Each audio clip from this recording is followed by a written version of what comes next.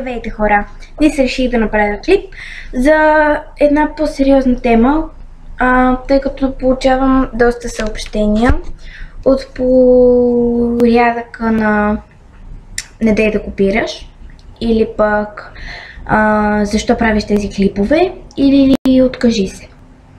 Знам, че това са типични хейтери и знам, че хората, които ги пишат, просто нямат личен живот и затова се опитват да направят на другия по-гадния.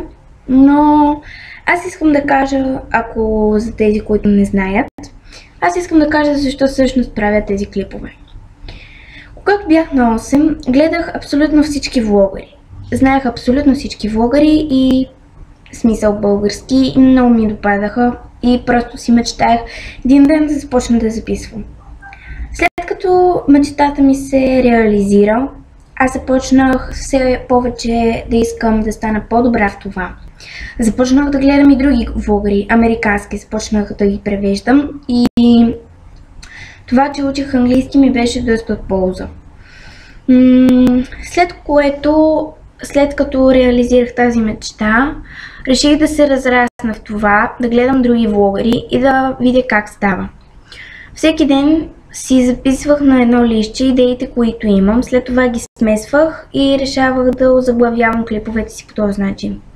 Тъй като не се разраснах с това, което съм, имаше един период, в който се бях отказала и се бях депресирала да правя клипове, но след това отново възвърнах желанието си.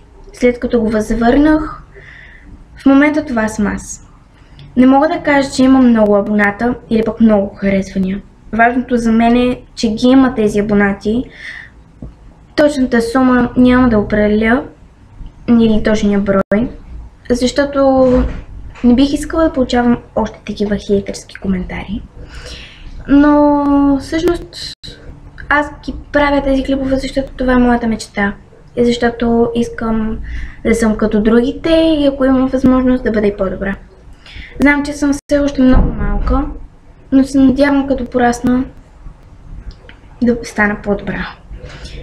Това беше от мен. Надявам се клипа да ви е харесал. Съжалявам, че темата беше малко по-тъжна.